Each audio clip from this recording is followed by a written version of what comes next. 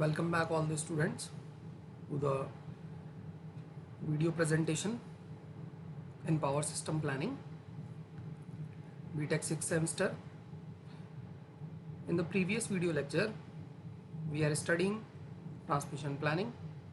So continuing with transmission planning, we have seen what are the objectives of transmission planning.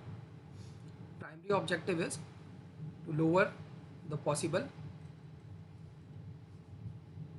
will be the lowest possible for the network components and substation addition. After that, we have encountered some of the issues and factors that can affect the transmission planning. Okay, so load forecast, like the if load is not forecasted accurately, then it will affect our transmission system.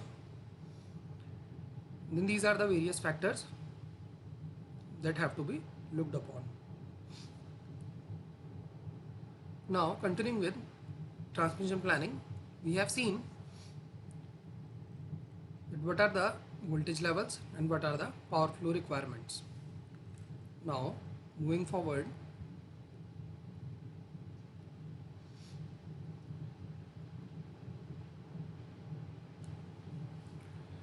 there are three important system stabilities that have to be looked upon, that is rotor angle stability, voltage stability and frequency stability. After that there will be conductor selection. So जब भी transmission line लगाई जाएगी from a generating power plant to some substation, तो electricity is transferred through conductors.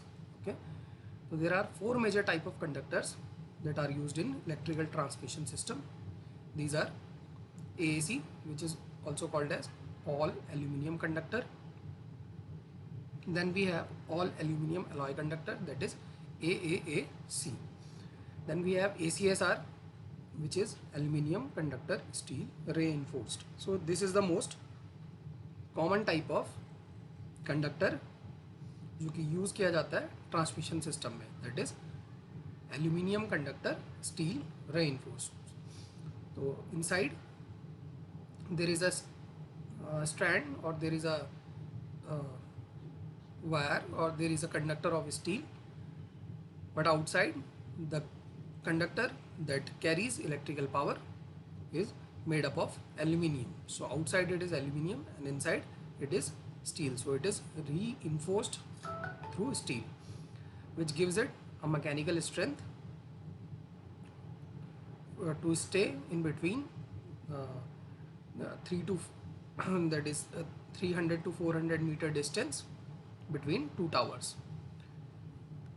Then we have ACAR, which is aluminum conductor, aluminum alloy reinforced. Okay.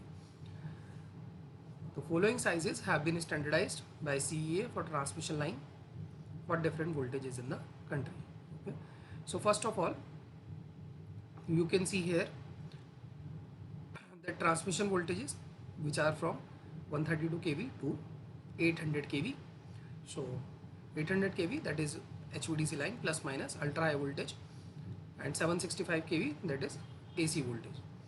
So for 132 kV line, a conductor that is called as Panther, which is a ACSR type of conductor, यानी कि conductor कैसा है, aluminium conductor steel reinforced, which is having 7 strand of steel of diameter 3 mm. So inside there is 7 strands of steel with 3 mm dia each. After that there are 30 strands of aluminium of 3 mm dia each. So in 132 kV line you have to remember there is 7 strand of steel inside and 30 strands of aluminium outside. The diameter of each is 3 mm. For 220 kV line, which is the most common line. Okay, so nowadays the lines that are being constructed are 400 kV lines to carry more power at extra high voltage, but previously the lines that have been developed in India are 220 kV lines. That are most of the lines are 220 kV lines. So these are there is a conductor that is named as zebra. Okay, so after panther we have zebra, which is a ACSR conductor, means aluminium conductor, steel reinforced type of conductor, having 7 strands of steel of diameter 3.18 mm. So inside there is 7 steel strands and outside there is 54 strands of 3.18 mm dia each. So there is a difference between 132 kV line and 220 kV line, is that the outside aluminium strands are different. In 132 kV it's 30 strands, and in zebra for 220 kV line it's 54 strands, and also the diameter of the strands are different, so 3 mm and 3.18 mm. So you have to remember this thing only. After that we have 400 kV line. Like you can see here, there is a conductor named moose. Okay, so after panther, then zebra, then we are having moose for extra high voltage line or for 400 kV lines. So extra high voltage level is above 345 kV voltage level. So twin moose ACSR having 7 strands of steel, means inside we are having 7 strands. Diameter may be different. Outside we are having 54 strands of aluminium of diameter 3.53 mm. Okay, so here is a difference of only the diameter of strands. Okay, from 220 kV line. In 220 kV line we are having diameter 3.18 mm, and in 400 kV line we are having a diameter equal to 3.53 mm. Okay, for both steel and aluminium strands. After that we are having 800 kV lines that are basically 800 plus minus high voltage DC line. So quad Bersimis is the conductor, or lapwing is the conductor that are being used. Okay, the overall diameter of the conductors are in the range of 35 mm to 38.2 mm. So you have to remember only these two important factors defining the quad Bersimis as 35 mm dia and lapwing as 38.2 mm dia conductor. Here in these figures, sometimes while you see the transmission line, you can see these type of structures. Okay, so these are actually bundled conductors. So bundling of conductor is done to reduce the corona losses and to increase the overall GMD of the conductors. So here you can see we are having bundling of 4 conductors like it is shown in this figure and bundling of 8 conductors.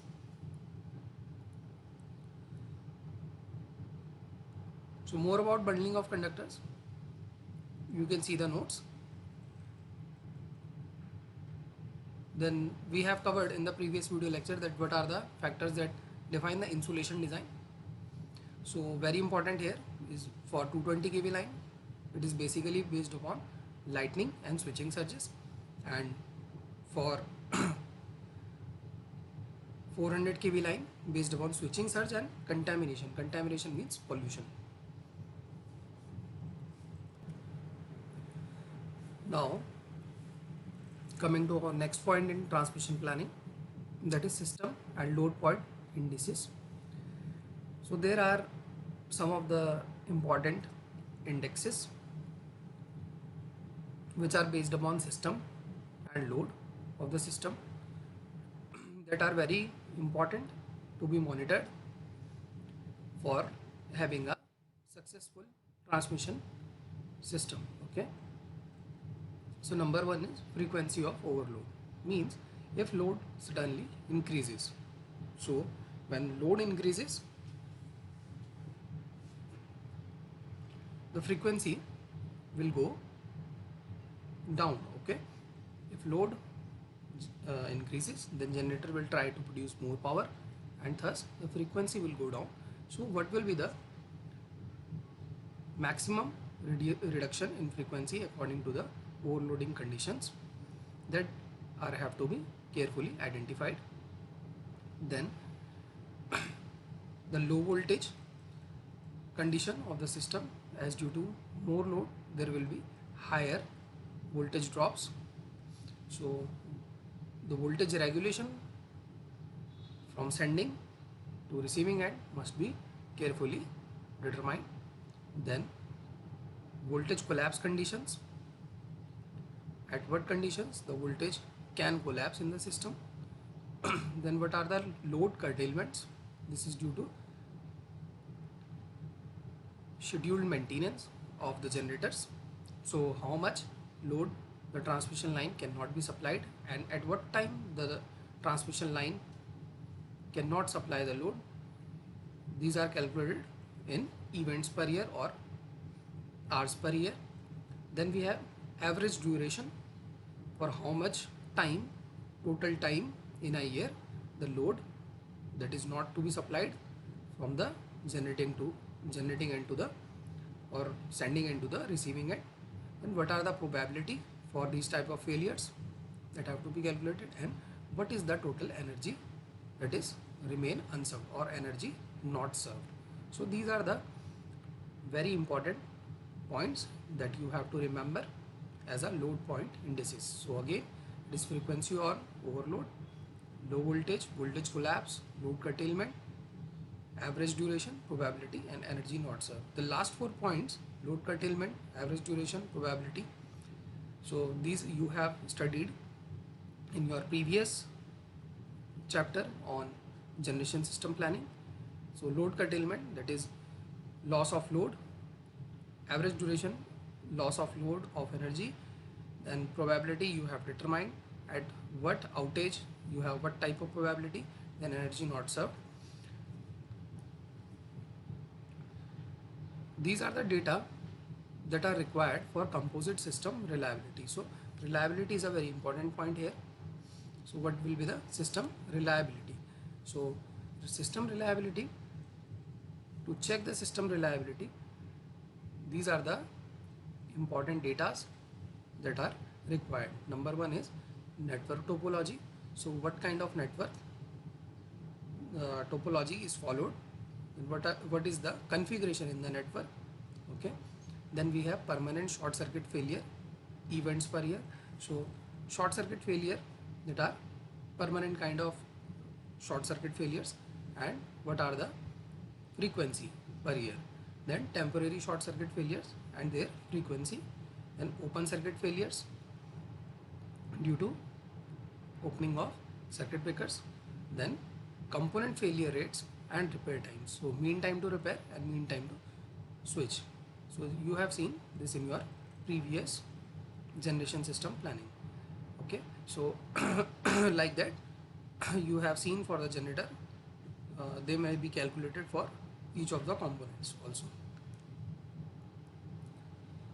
So under transmission system planning, let us revise what we have seen till now and what we are going to study in the next video lectures.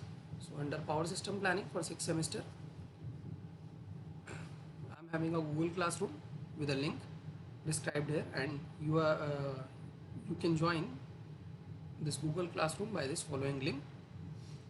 My email ID and WhatsApp number is given here, so you can contact me or you can send me mail so that I can have your query. Under transmission planning, we have seen transmission planning, what are the objective, system and load point indices, and data required for composite system reliability. So objective is to lower the cost, reduce the cost of our transmission line equipments and substation additions. Issues, planning factors involved, or what are the basic requirements of planning, and so on. And this is all for today's video lecture. Thank you.